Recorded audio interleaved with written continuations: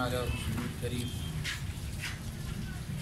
اعوذ باللہ من الشیطان الرجیم بسم اللہ الرحمن الرحیم ان الذین کفروا بے شک وہ لوگ جنہوں نے کفر کیا ینادون پکارا جائے گا لمقت اللہ اکبر زیادہ بڑی ہے ناراضگی اللہ تعالیٰ کی من مقتکم انفسکم تمہاری اپنی جان سے جو ناراضگی ہے اس سے اذ تدعون الی الایمان جب تمہیں بلایا جاتا تھا ایمان کی طرف فتکفرون بس تم انکار کرتے تھے قالوا کہیں گے ربنا اے ہمارے رب امتنا اثنتین تو نے 2 مرتبہ ہمیں موت دی وَأَحْيَيْتَنَا اثْنَتَيْنِ اور 2 دفعہ زندگی دی فَاعْتَرَفْنَا بِذُنُوبِنَا بس ہم اپنے گناہوں کا اعتراف کرتے ہیں فَهَلْ إِلَىٰ خُرُوجٍ مِّن سَبِيلٍ بس کیا کوئی راستہ ہے اس سے نکلنے کا ذَلِكُمْ بِأَنَّهُ یہ اس وجہ سے کہ اِذَا دُعِيَ اللَّهُ وَحْدَهُ جب تمہیں ایک اللہ کی طرف بلایا جاتا تھا کفرتم تو تم انکار کرتے تھے وَإِن يُشْرَكْ بِهِ تُؤْمِنُونَ اور جب اس کے ساتھ شریک کیا جاتا تھا شرک کیا جاتا تھا تُؤْمِنُونَ تو تم یقین کرتے تھے فَالْحُكْمُ لِلَّهِ الْعَلِيِّ الْكَبِيرِ بس آج اللہ تعالیٰ ہی کے لیے فیصلہ ہے العلی الکبیر جو بہت بلند اور بہت بڑی ذات ہے۔ کل کے درس میں نے جنتی لوگوں کے متعلق عرض کیا تھا کہ جو جنت والے ہوں گے ان کے لیے فرشتے وہ جو عرش کو اٹھائے ہوئے ہیں اور وہ جو عرش کے ارد گرد ہیں یہ سارے ان کے لیے دعا کرتے ہیں ایمان والوں کے لیے اور توبہ کرنے والوں کے لیے کہ اے اللہ تو ان کو بخش دے اور جنات عدن میں ان کو داخل فرما دے اور ان کو برائی سے بچا دے۔ آج کے درس میں اللہ نے کافروں کی حالت بیان کی ہے آخرت میں کیا ہوگی۔ اللہ فرماتے ہیں کہ وہ لوگ جو کافر ہیں قیامت کے دن آواز لگے گی، یہ آواز اس وقت لگے گی کہ جس وقت یہ اپنے آپ کو دیکھیں گے کہ آج ہم مر گئے، آج ہمارے پاس کوئی نیکی نہیں ہے، کوئی اچھا عمل نہیں ہے اور اس کے سبب ہم آج جہنم کی آگ میں جا رہے ہیں، تو اس وقت ان کو پچھتاوا ہوگا اور پچھتاتے پچھتاتے اپنی جان پہ اتنا غصہ کریں گے کہ اپنے غصے کی وجہ سے اپنے ہاتھوں کو کاٹیں گے اور کونیوں تک اپنے ہاتھوں کو کھا جائیں گے۔ اس وقت یہ کیفیت ان کی ہو جائے گی کہ کاش ہم دنیا کے اندر اس بات کو مان لیتے،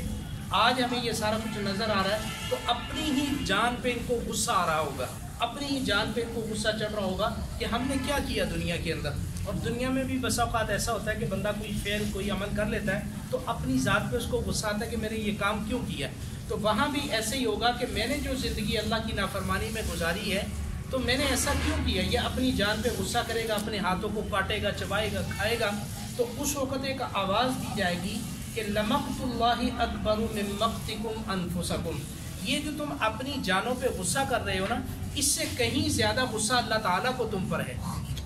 اور کس وجہ سے ہے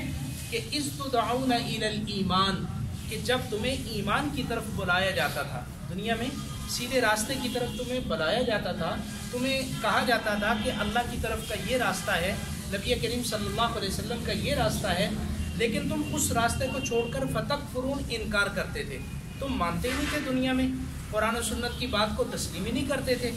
تو اللہ تعالیٰ فرماتے ہیں کہ اس دن پھر ان سے یہ کہا جائے گا کہ جیسے تمہیں اپنی جان پہ غصہ آ رہا ہے تو اللہ تعالیٰ کو اس سے کہیں زیادہ اس وقت غصہ آتا تھا تمہارے اوپر، اور آج بھی اللہ تعالیٰ کو غصہ تم پر ہے کہ تم نے اس کی بات کو تسلیم نہیں کیا۔ حالانکہ انبیاء علیہ السلام آئے، کتابیں آئیں، معجزات آئے، یہ ساری باتیں آئیں، لیکن اس کے باوجود ایمان نہ لائے۔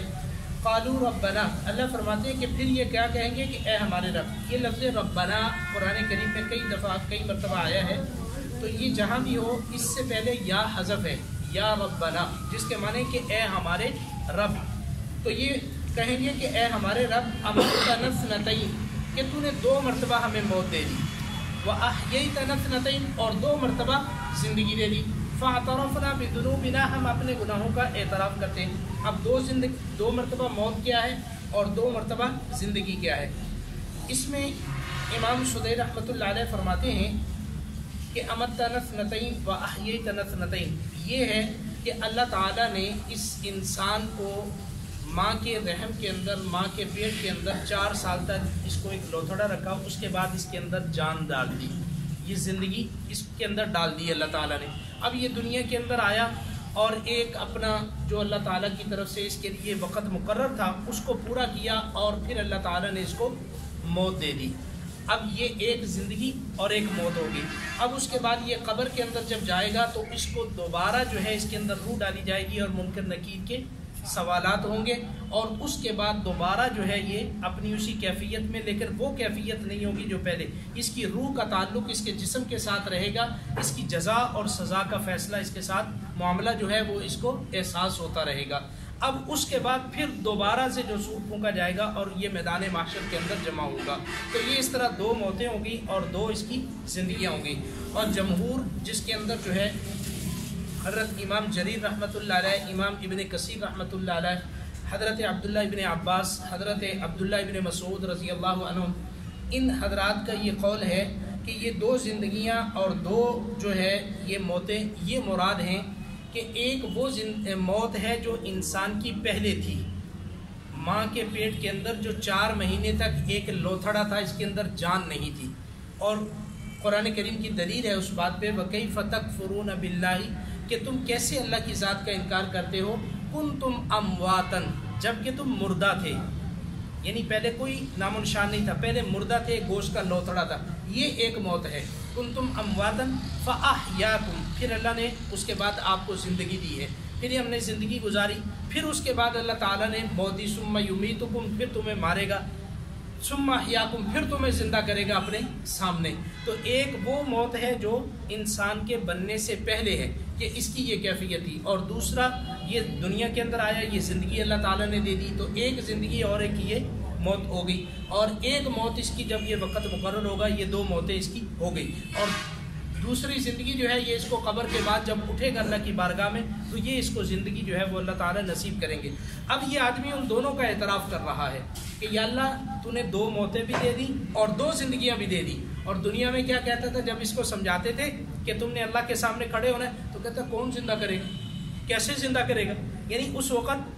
اس کا یہ عالم تھا جب مریں گے تو دیکھی جائے گی، یعنی اس کو موت کا کوئی یقین نہیں تھا۔ حالانکہ روزمرہ دیکھتے ہیں ہمارے بہن بھائی، آبا و اجداد، یہ سب ہمارے سامنے جا رہے ہیں، ہمارے محلے دار، اعزا اقربا سب جا رہے ہیں، دنیا چھوٹے بھی جا رہے ہیں، بڑے بھی جا رہے ہیں، بچے بھی جا رہے ہیں، بوڑھے بھی جا رہے ہیں، مرد عورتیں سب جا رہے ہیں، لیکن اس کے باوجود ہمیں اپنے مرنے کا کوئی یقین نہیں ہے۔ ہم اپنی پلاننگ اس طرح کر رہے ہیں کہ جیسے ہم نے ساری زندگی یہاں پہ رہنا ہے۔ تو یہ اللہ تعالیٰ فرماتے ہیں کہ اس وقت ان کی کیفیت یہ ہوگی کہ یہ کہیں گے کہ اے اللہ، اے ہمارے رب، ہمیں 2 موتیں بھی تو نے دے دی اور 2 زندگیاں بھی تو نے دے دی، اور فاعترفنا بذنوبنا، ہم اپنے گناہوں کا اعتراف کرتے ہیں، ہم نے دنیا کے اندر جو گناہ کیے ہم اعتراف کر رہے ہیں، فہل الی خروج من سبیل، بس کیا اس سے یہاں سے کوئی نکلنے کا راستہ ہے،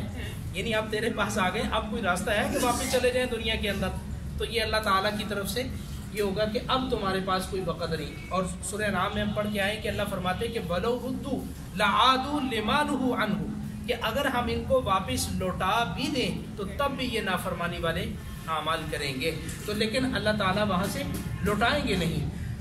ذَلِكُمْ بِأَنَّهُ، اللہ تعالیٰ فرماتے ہیں کہ یہ اس وجہ سے کہ اِذَا دُعِيَ اللَّهُ وَحْدَهُ كَفَرْتُمْ، کہ دنیا کے اندر جب تمہیں ایک اللہ وحدہ لا شریک کی طرف بلایا جاتا تھا، ایک اللہ کی دعوت دی جاتی تھی، کفرتم، تو تم اس سے انکار کرتے تھے۔ حضور صلی اللہ علیہ وسلم نے لوگوں کو آ کے دعوت دی،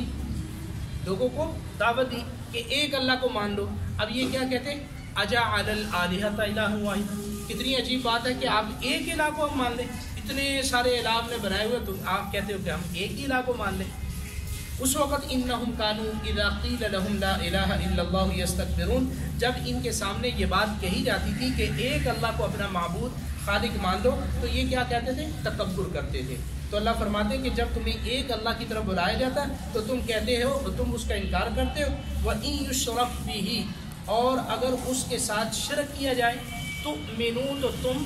یقین کر لیتے ہو۔ مثال کے طور پہ عرض کر رہا ہوں کہ کسی آدمی کا یہ عقیدہ بنا ہو کہ اللہ کے سوا سے اس کا یہ عقیدہ بنا ہو کہ میری بن جاتی ہیں، میں فلاں کے پاس جاتا ہوں میری بن جاتی ہیں، بگڑیاں بن جاتی ہیں، مشکلیں حل ہو جاتی ہیں، صحت مل جاتی ہے. جیسے ہندو ہیں اپنی مورتیوں کے سامنے کرتے ہیں، وہ اپنی مورتیوں سے مانگتے ہیں. اب ان کا یہ عقیدہ، یہ ذہن بنا ہوا ہے کہ ہمیں یہاں سے یہ سارا کچھ ملتا ہے. اب اس بات کے اندر تو وہ خوش ہوتے ہیں جب ان سے یہ بات کیجیے، ہاں آپ کے فلاں دیوتا کے پاس گئے تو یہ ہمیں حاصل ہو گیا، اب اس سے خوش ہو جاتے ہیں. جب یہ کہا جائے کہ نہیں یہ نہیں کرتے، اللہ تعالیٰ کی ذات کرتی ہے، اب وہ ناراض ہو جاتے ہیں. تو اللہ فرماتے ہیں جب شرک کی بات ہوتی ہے تو پھر بڑے خوش ہو جاتے ہیں کہ بھائی ٹھیک ہے. جب یہ کہا جائے کہ اللہ کے سوا کوئی کچھ کر ہی نہیں سکتا تو پھر یہ ناراض ہو جاتے ہیں. تو اللہ تعالیٰ فرماتے ہیں کہ آج تم یہ جان لو کہ فالحکم للہ العلی الکبیر، بس سارے فیصلے اس اللہ کے ہیں جو بہت بلند و بالا اور بہت بڑی ذات ہے. یعنی